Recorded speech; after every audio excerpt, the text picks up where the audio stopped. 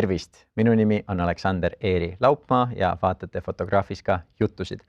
Kuna minu tänane külaline on välismaalane, siis pöördun kohe üle inglise keele peale.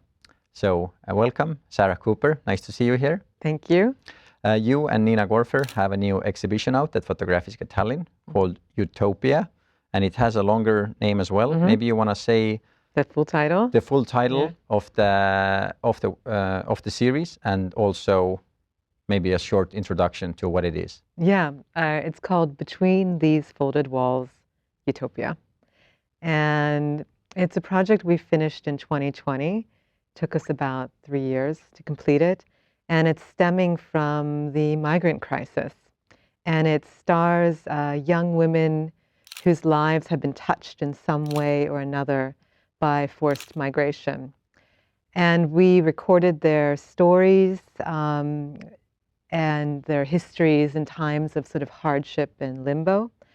And it's also a project that deals with this idea of, are we living in a loss of utopia? Is this the world we are living in? So a lot of the project, back to sort of the interviews and the stories, is putting forward this idea of, if we need to dream again, if this utopia that we've built is not sustainable, then how can we imagine a better future? And who should have the power to imagine that, and who can control that? And that's when we put it into these young women's hands. So metaphorically speaking, that's how we address this. And I mean, as you'll see with the exhibition, you become entombed in this labyrinth world, this world where things are sort of not, it's not real, it's a more aspirational version of ourselves. They are real, we are real, the stories are real, but the way in which it's presented is left to be reassembled and to be reimagined. And how did you arrive at the word utopia? It began, I mean, utopia is like, I mean, it's like the muse of architects and artists. I mean, it's something that maybe you is synonymous with like sci-fi films or the book from, you know, the book from the 1500s. So it actually started, and this is a little bit how we start our projects. Nina had read an article in Die Zeit, and it was about this, are we living in a loss of utopia? And before we go into projects, we often give ourselves a kind of incubation period of being inspired, and then we meet, and we kind of throw into the mix what's inspiring us right now, and how can we make a project out of it. So our project began with this discussion of what does that mean if we're living in a loss of utopia, and then whose utopia have we lost, and maybe that's a good thing. And then it became this like search for what is utopia and how have we defined it. And if we maybe take it more from a Western perspective, it's been something that has been constructed, it's been built, and often people's definition of a utopia is often in conflict with another. So my utopia might be sort of the opposite of your utopia, and therefore threatens your utopia, and therefore utopia can't exist. So another way that we started to think about it was maybe more from an Eastern perspective, which is more that it's actually inside of us. It's not out there. It can't even be constructed. It doesn't exist, actually. Because if you look at the word utopia, where it comes from, in Latin, it means no place. It's nowhere. And if it's nowhere, where is it? It's inside.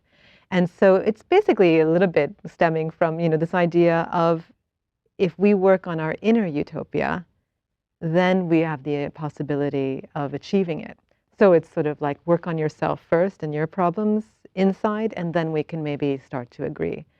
Because I think you won't be able to be a person of action or a person of the future if you're not, how do you say, if there isn't peace within yourself. And also this idea that you need to have conflicting views if we're going to have and achieve a better world. So that's also where the protagonist came in, when we were trying to figure out who can star in this project of ours. You know, the migration crisis was still in full full swing and still is in full swing, actually. And now with the crisis today, also with another wave, but in a different, in Europe now, really in Europe. And I think I felt like I was living in a bubble personally, and I felt that we need, if we're going to look for someone to answer this question, maybe we should look at the people who are facing a situation of forced change, that have to start over, to begin again. If you have to leave everything behind and begin again, who would you be? How would you choose to relive your life? And so we thought young women, for, I'm a female artist, and I think for me that's something myself and Nina are very attracted to. Also, a lot of these women have maybe come from places where their views have been marginalized. So here's an opportunity to take back the power. And then, this all sounds very logical the way I'm telling it to you. I have to say, when we're working on the project, half the time we don't really know what it means until we know what it means. So we have all these building blocks and we're sort of slowly putting it together, but it's a gut feeling. We go on instinct, and that's how it kind of unfolded itself. Beautiful. And throughout the journey, so you said it's from 2017 to 2020 about was the time period. Did you come to like a conclusion about the question that you first had, or did you like find out something that you weren't at first sure you were gonna arrive at? Well, I noticed maybe, I actually noticed that the project had a lot to do with myself and with Nina. I think that that even this idea of searching for utopia, when we would talk to the young women about it, a lot of the first response was, "What's utopia?" So obviously it was like a need from, and then we would define what we mean by it, and then okay. A place of solitude. Then you started to look at like what is it that we're actually looking for, and I realized that the project, as much as it is about these women, and I think I can come back to that with what their views are, but it also was maybe a personal search, something that I needed to go through at that time in my life. Because I'm growing with every project that we do, and I think all the topics we choose them. So I think they're like maybe like a dictionary for myself to navigate in this world and to understand who I am. So I think, it's funny how it's both a portrait of them and it's a portrait of maybe myself, and I guess figure things out. With every artist, like even if you tackle a subject that seems very far away from you, the way in which you tackle it is your part about it. About your own like heritage, you said you have moved a lot and you've grown up in different places, and now you live in Sweden, even though you're American who was born in Germany. So do you know much about your heritage and where your roots come from? I have I know that in my family, you always have kind of the person who knows the family history, and that was my grandmother on my mother's side. And with her heritage, it goes back to like pre-Civil War in the United States. So that side of my family is extremely American. I was born in Germany, but my parents just happened to be there. So I was just, passing through, you could say. But on that side of my family, there's a lot of these stories from kind of the Civil War, my great-great-grandfather being a scout, and then getting lost in the frontier, all these like weird myths and legends around this person who maybe was a good person, maybe not a good person. But I think back to sort of these kind of stories from my family, they were very theatrical, large landscapes, almost these like family saga-like tales coming out of her, which as a child were very visual for me. The stories, I would always kind of imagine them. And but I also noticed she also had photographs of that time, and I often felt that the photographs fell short of how I imagined it. And back to our work, that is a little bit of the seed of why we work the way we work. And because I think that I've noticed that a lot of times the histories that we have recorded sometimes fall short of what I actually feel the histories are or feel like. A little bit like photographing a sunset. It never looks as beautiful as the experience. And I think that kind of, I don't know, life is much more vivid in pictures. And even though I work with pictures, and I think our work has been this eternal struggle of how to create more works that immerse you in imagination. The first thing that I noticed when I looked at your works was that they remind me of like pre-Renaissance church paintings, because they don't have like the dimensionality that they have isn't like Renaissance style dimensionality. It's like this, everything is layered on top of everything else. Like, how did you arrive at that? Was there like a wish to do that, or was that something that also just happened while you were working? I mean, we've been working for, I think like 16 years now. And our style comes out of painting more than photography. Also what I said about this thing of the dilemma of the image, I think for us, we like the iconography of painting and the symbolism. And like, if you think of Persian miniatures, you know, it's, there's so many stories within it. So I think in that way, we always have looked that way at the way we handle the photographic collages. Also, I think I quite like the iconography of the classics with the gestures and with this project also.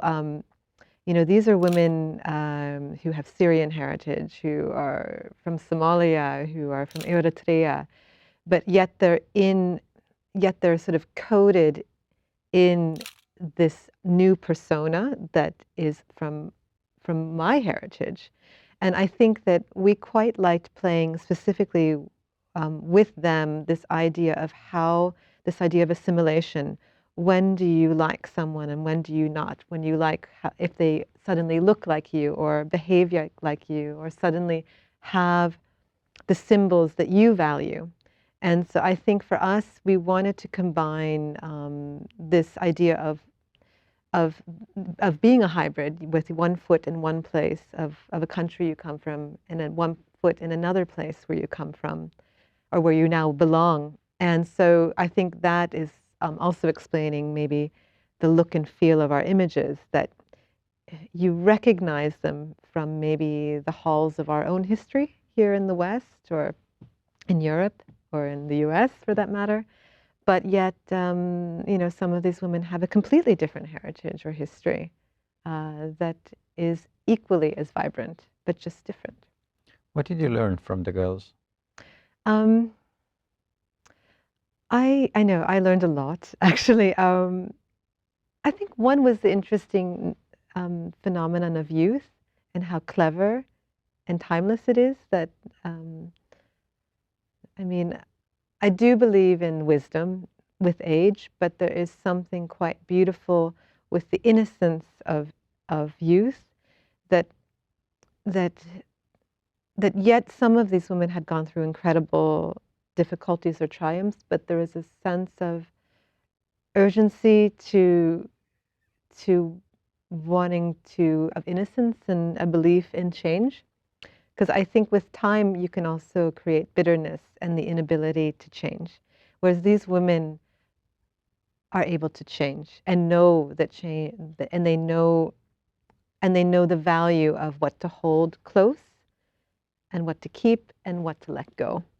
One of the women in the project who I don't know, all of them I hold very dear, and some became very good friends, actually. But one of the women, she talked about this idea of struggle, and because with her, you know, doing the whole trip from Iran as an Afghani refugee, it took her a year to get to, in the end, Sweden, with all of the struggle to get there. And she talked about having to have extreme power and to kind of manipulate her way to get what she wanted. And when she finally didn't have to fight anymore, she had this kind of crisis or loss of identity because all that she knew was to fight. But then she realized that there's another definition of strength, and strength is also to know when to ask for help, or to know, I can't handle this, I'm going to need help, I'm going to need to be vulnerable now. Because before, to be vulnerable was like, would be her destruction. And that switch of understanding what the definition of power, and I think for myself, I often don't ask for help when I should. I think I can handle everything, and you can't. And I think no one's an island. Yeah. This is also a very Western way of thinking. Like I can handle everything. I have to like be my own person. This like extreme individuality. Yeah. Was there a story of any of the girls that you found very hard to believe? Like, and I don't mean like that they were lying, but just the extremes of human life that people, the suffering that people go through, or something that you were just like, wow, is that really what somebody had to go through? I think the woman I just described. I think she of course there's many things she didn't tell me, and I think that's totally understandable. But I think to sit there with such a young person and just falling apart in front. I mean, this is a 3-year project. So I remember how some of the women were in the beginning. And then, so I remember the first time I met this person, and I was crying afterwards. I was like really, I didn't know if I could handle the project. And also I was afraid of also, I need to be careful also how I need to take care of them. So I had to speak to a psychologist and to understand also the unleashing trauma, because I think it's so easy to fall into the gossip of these lives, and but I think I had to also understand how to handle it with care. These stories that were given to me or to us, and I don't know. It's upsetting that anyone should have to go through that. And but at the same time, I mean, she also inspired me very much. There is a quote by Arthur Miller, who's a very famous American playwright. I'm not sure if you've heard it, but it's one of my favorites, and I think it's very apropos to what is happening in the world right now. You tell me what you think about that. An era can be considered over once all its basic illusions have been exhausted.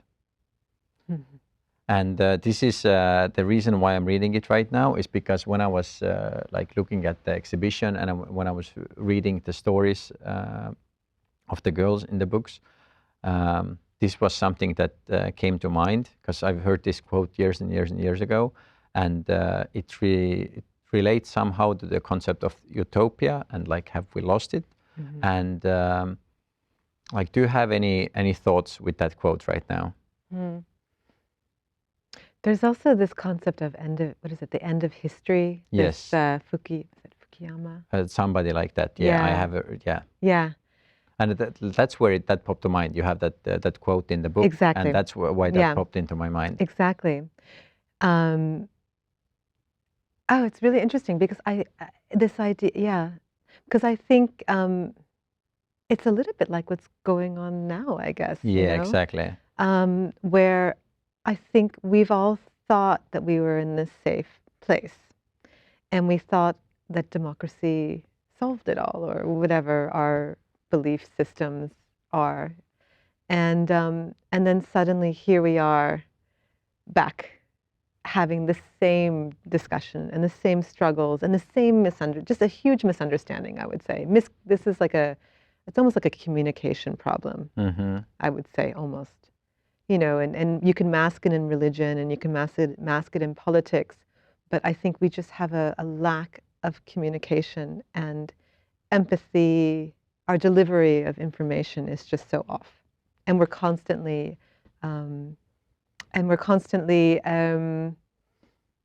in a stage of revenge or of harming each other, Mm-hmm. and we know how that ends. But I guess back to this, I like this idea of illusions, like because I think our illusions are what protect us. You know, it's what can protect a child in a moment of war, of everything's fine, you know, of creating a safe place so that we can go on. Because without our illusions or or what we want to believe in, things can get pretty raw. But also without our sense of imagination, then we'll never be able to maybe achieve something else. Because I think also maybe through striving things that are maybe impossible, sometimes we do make that happen. So I think, yeah, when things have collapsed is when all possibility to imagine something spectacular or something impossible or something of a fantasy level, then I think, yeah, things are just destroyed. Yeah, I have so many different like ideas in my head right now. One thing is that like he said it, I don't know how many decades ago. I think he died in 2005, so it must have been, I don't know, 40, 50, 60 years ago, whatever. But throughout our lifetimes, people have lost faith in basically everything that the Western world has held has it as its like highest values. The church was the first one to go, right, with all the scandals with the Catholics and so on. Then people lost faith in the education system, then the medical system. Now people have lost, a lot of people have lost faith in science, like everything that has held up our society, those illusions again, no matter how beautiful, no matter how helpful at some points, they get exhausted, like people find their weak spots and over time they like degrade. And then when everything is lost, then you have a time just like we have right now, when like even though like the world isn't ending per se, but everybody can feel over the past 2 years that something has ended and something new hasn't even begun yet. Like we're living in this completely like this liminal space basically, where we're not quite sure what is happening. And the second thought that popped into my head while you were talking was that the same story that you told me before about the girl from Iran or from Afghanistan who had been living as a refugee in Iran. When she didn't have to fight anymore, she got into a depression. She didn't know who she was because her illusion that had kept her alive was that you have to fight, you have to just keep on pushing. But once that illusion was exhausted and she didn't need it anymore, she had to go through a collapse and she had to like end in a way to start anew. And I feel this is something that the entire world right now is going through, but you can see it in the personal, and you can also see it in like a microcosm. Yeah, exactly. Yeah, that's something to learn from her. Yeah. And I mean, soldiers talk about this PTSD when there's a sense of camaraderie in battle or something, or you know, and then when it ends, they don't know what to do with themselves. Yeah, that is also very interesting that with soldiers and with many people, there have been many studies done, people who go through really tough hardships, whether it's war, natural catastrophes, they oftentimes remember this time as the best time of their lives because they had meaning and they had to help somebody. And it gives to our lives so much when we feel like we're necessary for somebody and we have a purpose. That is something really interesting also. I think it's Rebecca Solnit has written a book about this, about Utopia. I forgot about Utopia, that Utopia does exist, but it only exists, it's temporary, and it often exists in time, and it's often synonymous with horror, that that Utopia exists and that we act extraordinary in times of collapse. So like, I don't know, in times of, destruction, suddenly neighbors, communities, people will help in ways that they would never have imagined. And often people describe it as some of the most horrible times of their lives, but the time of purpose where humanity actually stands up and does amazing things. And Because I think we often don't think about that. Yeah, side. and this is what happened in New York City during 9/11, right? Yeah. And what's happening basically in Estonia right now is we've had such an amazing amount of people giving amazing support to Ukraine, and there is again the same thing, that tragedy brings out the best in people, and actually you can't even find out what you're capable of or how good a human being you can be if you're not put in a situation where that can come forth. And so there is this very strange, this ironic contrast, this ironic balance of you need that horror to see the good. Doesn't that suck? Yeah, I mean, it would be so nice if we could achieve that without having to do that to ourselves. Yeah, but then we probably wouldn't be able to value it, right? Yeah, there's got to be a solution to that. Well, right. I mean, isn't that terrible that that's the only time when we act? Do you think there is a solution? There must be. Do you have any thoughts what it could be? Because you know what? It's inside. Well, I completely agree with that. Many people have said that. I completely agree. But still what we try, even if you think it's inside, we still try to go to other people and force them to also think that it's inside, right? Exactly. That becomes a religion. Yeah, also. So we still keep on doing the exact same thing. But the thing you said before about communication, I also very much agree with that, because one of the metaphors I've been using for the past few years is the Tower of Babel. And because with the Tower of Babel, the whole story, because I only remember it, I've never read the Bible, but I remember the children's Bible from when I was a child. And we didn't live in a religious family, but we had it, and everybody had it. And so I remember reading stories from there when I was 6, 7, 8 or something like that. And I always remembered this passage where it was all the people of the world came together to build a tower that would reach the heaven, and God didn't like that, and so he confused people's languages. And this is everything that I remembered. And now during the past few years, and with all the division that has happened in the society, in the West especially, I thought wow, this is exactly what this was describing, because everybody speaks English, everybody can communicate, and everybody thought when the internet first arose that, wow, now we have such an easy way of communicating, everybody can have the truth in their palm of their hands within seconds. We can all talk to each other. This is going to be amazing. Finally, there is no more confusion. We all speak the same language. It's going to be amazing. And we're more divided than ever. Yeah, isn't that? Yeah. Yeah. Oh, that's exactly. Yeah, if you want to, that's the ultimate weapon. Scramble our ability to communicate with each other, and and create monsters. Yeah. And even though it's the same language that we speak, you have neighbors who will not talk to each other, the families will not talk to each other, and it's you can hate so many people because And also now with cancel culture, I mean, if this is a softer discussion, but also this idea that the only ones who have the right to write, to be the author of anything, have to be of the same race or the same whatever gender, religion. I mean, I think the premise of giving voice to maybe minority culture, or it's wonderful. But I think this idea of the echo chamber of us only writing about ourselves, or only being able to speak about ourselves, is also very dangerous. Oh yeah, and because most of the way how the positive side of globalism has been that people move to other countries, they make other people's food, they dress in other people's clothes, and this is how cultures communicate with each other, and you get to learn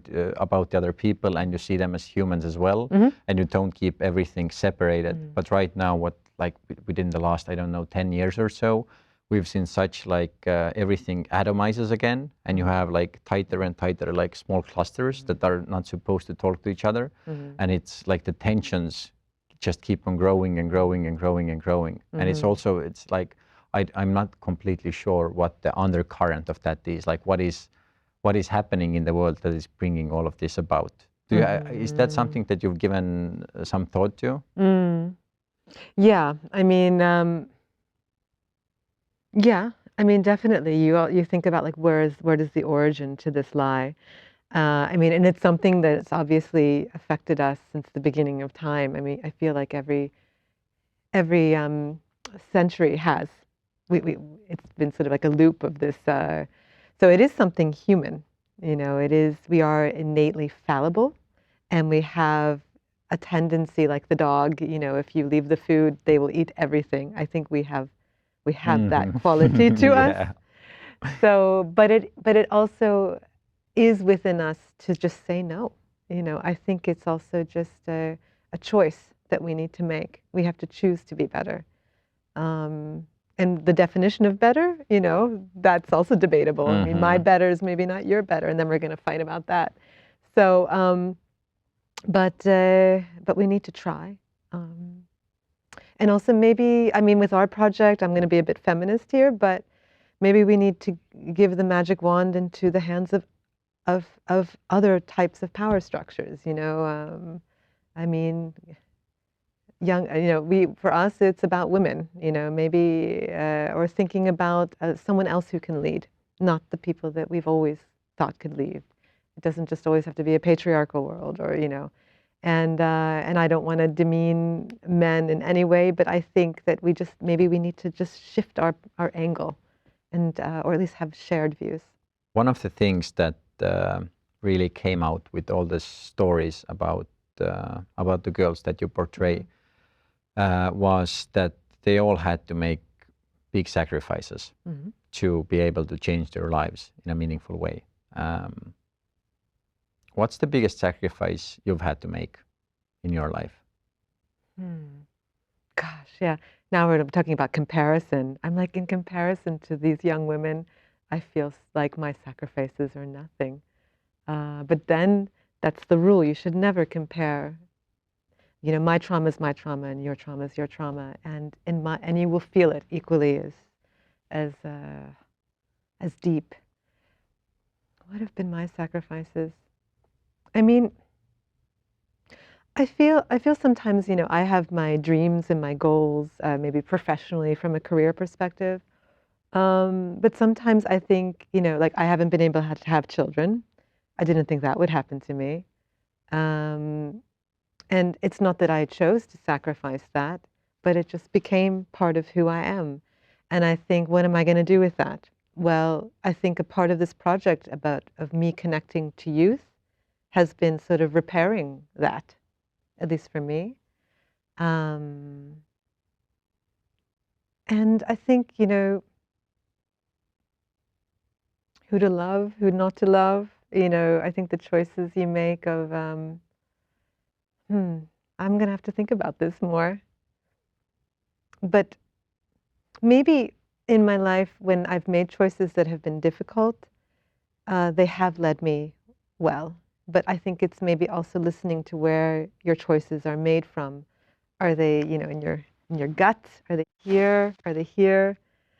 I think anxiety choices have never led me to a good place, because I think you need to stand for your choices, and the only way you can is if you know that it's just part of your life, part of your being. If Nina was here, what would she say your biggest weakness is? My weakness. I think my weakness is my strength. I'm impulsive.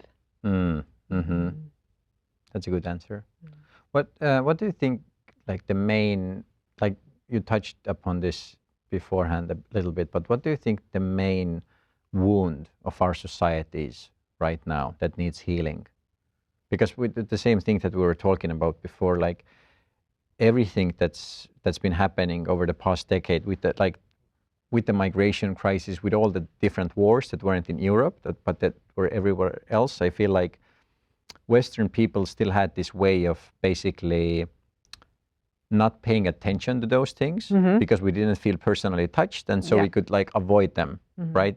And everything that we've been avoiding has just come closer to us, closer to us, closer to us. And now for the past few years, and especially for the past few months, everybody's like, oh, okay, now we just can't avoid this anymore either. And there are probably like 10 more things that we've been avoiding that are going to show up at some point. And my question is, and I know it's a big question, like, do you know what like the core core trauma or core wound is that is making all of this happen? Like, what haven't we paid attention to enough? What have we avoided that now we have to pay the price in this way? Mm. It's a good question. I'm going to go through like a train of thought, I guess. Yeah, please do. I could see maybe there's a metaphor in the technology argument that you had talked about, that I think, our phones, our tablets, this immersive, the metaverse, now that's being created that I'm not so sure about, that we've been attracted to this kind of virtual place, a kind of utopia where everything's available, and we don't spend so much time in the real world. And I think, everyone's experiencing this war through a video, through and I think the Vietnam War was one of the first wars we actually experienced on, or at least from I'm going to talk an American standpoint here, was one of the first wars that we experienced through like the camera and all the films that have resulted from it. And I think that we are experiencing too much of our world through a lens. And I am working with photography. I'm kind of like massacring our own artwork, but maybe, and we're also used to the violence. I feel like the dismemberment of of ourselves. I feel like we've become numb to that image.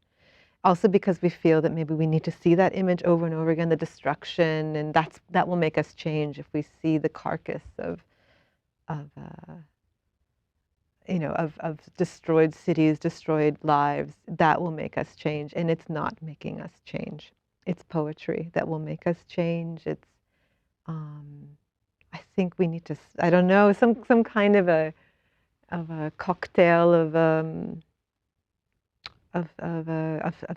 changing the view, because something's numb. I feel also, if you look at like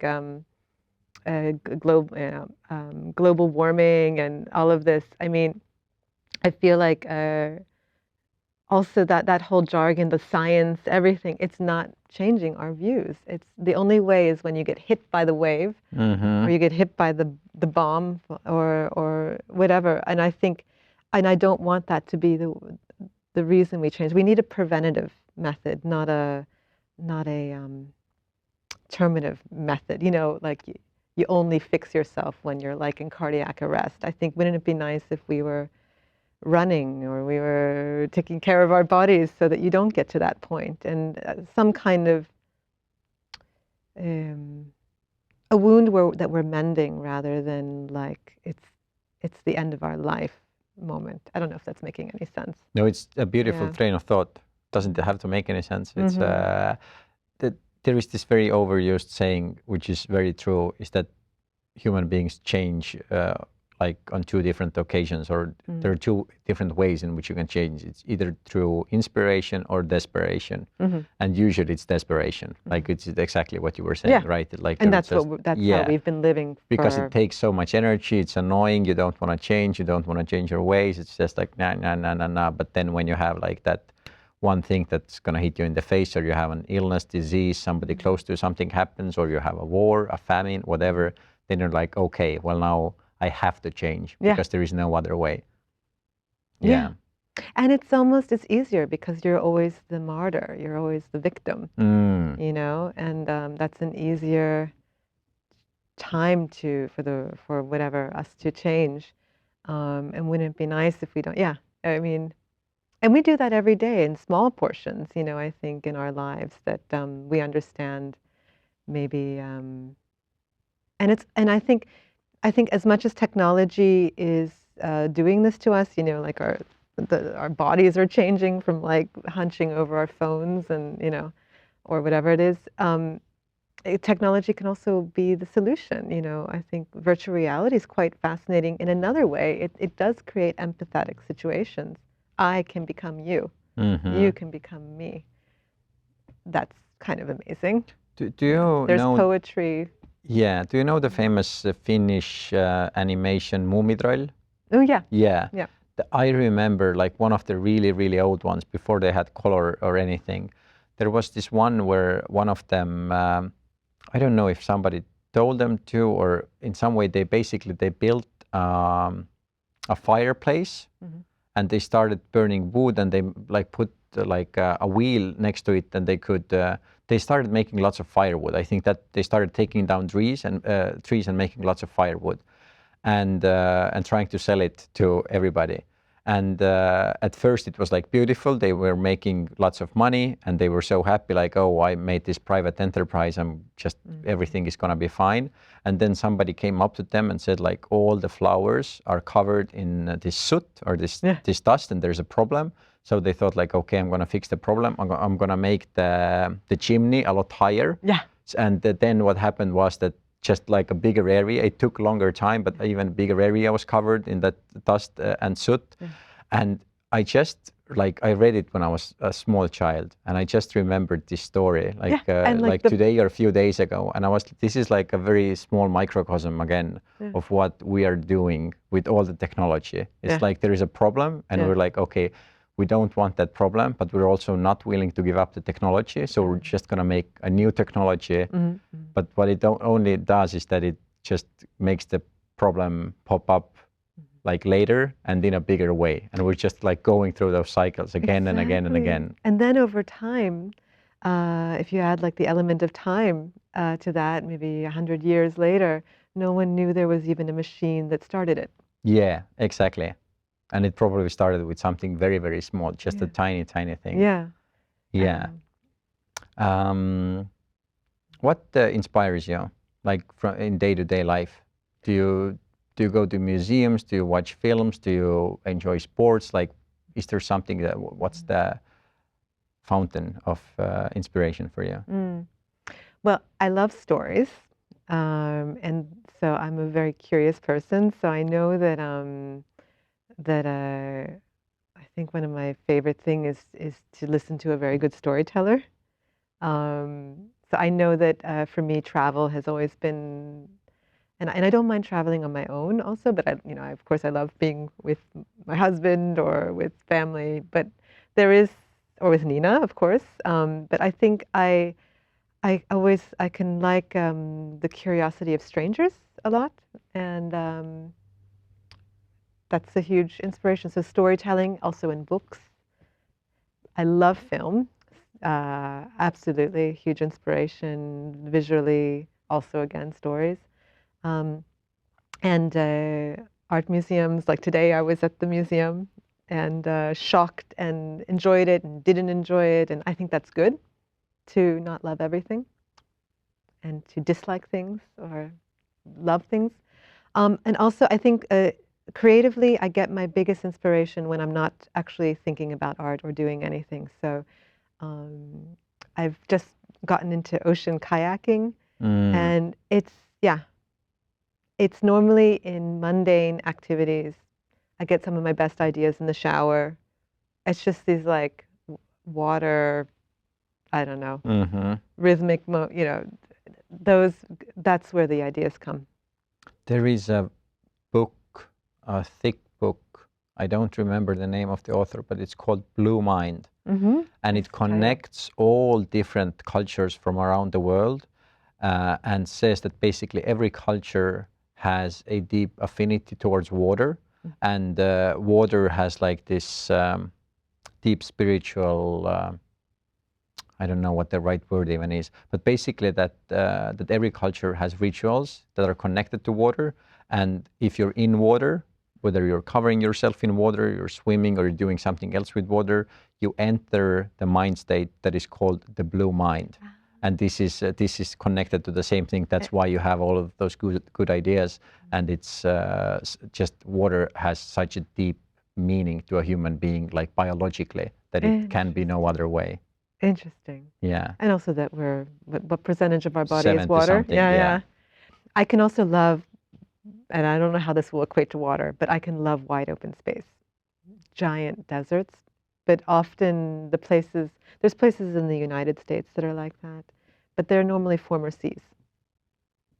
These sort of vast, yeah. Normally they were seas before. Do you feel like there is something we could learn from the people that you interviewed and photographed for this exhibition, like something that the Western world has lost touch with or isn't connected to anymore, or maybe again something because our lives have gotten so easy that it's just something we don't pay attention to anymore? There's one of the women in the project, Isra, and she's Swedish born. Some of the people in the project are not refugees. They're born in Sweden, but maybe have been touched by the forced migration in another way, or their parents have gone through it. And Isra, in this case, she's Syrian heritage, but she's Swedish. I'm Swedish too, apparently, but I'm American as well. She's one of the heroes in the project, and she actually got the Hero Award in 2018 because she had basically, there's a whole story behind it, but she had created her own NGO when she was in her early 20s, completely self-made woman of action, and decided to do something and didn't want to stand still and didn't wait for the government or another organization to tell her what to do. She did it herself, created action and help. But she also had this very interesting analysis of what it means to help, and a little bit back to maybe a guilt that people might be feeling right now, because I think in times of struggle, you can feel very helpless and you don't know what to do. You can go and give money and call that number, but I think it can feel very empty because there's no personal attachment to it. But maybe if you could help your neighbor, it might help. I don't know, this detachment of help, and everybody, and we all don't have the same formula that makes us act or makes us help. And she had this wonderful thought of, because a lot of people wanted to go with her, and because they wanted to kind of feel the heroism of Isra and wanted to help her. And she's like, don't you come with me, because I'm going to, number one, it's really dangerous and I'm going to feel responsible for you. And if you want to come, you have to come yourself, and I'm not being responsible for your life. I can die, but I can't be responsible for you. And so she talked basically about this idea that I'm not a hero because I'm helping. You may want to give me this label, but you're going to help in your way and I'm going to help in my way. And that it's all natural, this concept of helping, and it's a part of our lives. And it's also something that so many people forget, that is one of the best feelings in the world that you can have, is actually serving other people. Like our body lights up, basically. It's the same thing that we talked about before, that's why in wartime or different natural disasters, human beings feel so good and remember those as good times, because if you can actually help somebody, it makes you feel amazing. Yeah. What gives most meaning to you from day to day?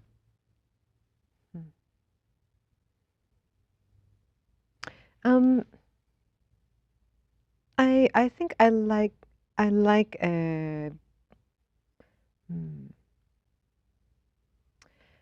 a sense of clear-headedness, of understanding, a sense of purpose. Yeah. That is basically just saying my question as an answer, but that's fine. I'm not going to ask it again. Sense of love also. Sense of love. Okay. Sense of love and a sense of purpose. Over the past 2 years, what has surprised you the most? God, you get these questions. I'm like, what am I thinking about? What has surprised me the most?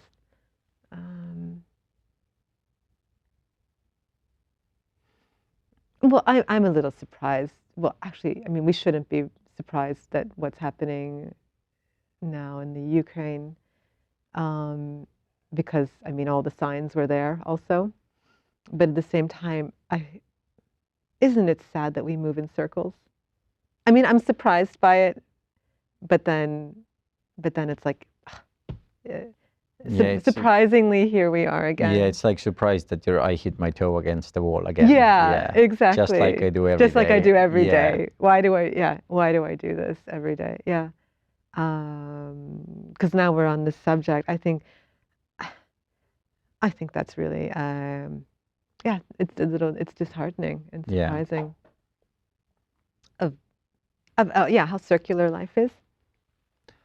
In the future, let's say in 10 years, 20 years, 30 years, what would you like to remember from this time period? And let's again say the past 2 years, because it has been a very poignant time. I mean, I think maybe back to what we were talking about now about that I have to say there is a sense of feeling quite alive right now. I think things are very visceral and that I'm, as much as it's saddening, I'm very much feeling alive and enjoying the engagement of being a part of this in some way. I mean, I'm an artist. I'm not an Isra. I'm not a hero in any way, but I think it has been interesting to realize the activism quality to the magic wand of imagination that art can give, and that myself and Nina are a small part of that is quite nice to feel. I think I will be a nice memory if I live to be that old and I live to remember it. Also, I will be very proud, I think, of my former self. Beautiful. We only have a couple of minutes left, so 2 last questions. One, is there anything that we didn't touch upon that you would like to say, maybe point people to, basically whatever you want to say or mention? Well, maybe, I mean, go see the show, please, because this is a project that ended in 2020, but the theme is ubiquitous. You may care or not care about these women or their stories, but I think it's not just about them, and I think we're not trying to force a migrant crisis on anyone, but at the same time, I think there is a very, I think there is something to be learned from what is said and what is shown. Also, the artwork, it's very metaphorical. It can also, it will end up meaning something to you that maybe it didn't mean to me. And I like that. I think that's the nature of music, is like that. Songs can have completely different meanings than the intention of the author. And that's amazing with what a love song can mean, or a non-love song. It can become your own anthem. So I think let this project be, it would be nice, I would feel very happy to hear that maybe it has moved someone in some way to think maybe, or think a little differently. And yeah. Beautiful. The motto of Fotografiska is inspiring a more conscious world. Yeah. How do you inspire a more conscious world? Last question. Yeah, I think, again, I think through addressing problems head on, not ignoring them, but also maybe trying to choose a different rhetoric, a different form of communication with the Tower of Babel, unraveling the Tower of Babel. And maybe we don't want to go to heaven. It's all about trying to reach God. And here, if it's about always being demeaned whenever maybe we need to reach beyond, beyond that tower, that we're not, I don't know. I think we're always thinking the solution lies upward or whatever, and I think maybe we're bigger than that. Yeah. Beautiful. Sarah Cooper, thank you very much for coming. Thank you so much. Really inspiring conversation. Thank you. Suur aitäh teile kõigile kuulamast, see oli meie selle hooaja viimane saade ja loodetavasti kohtume järgmisel hooajal. Head aega!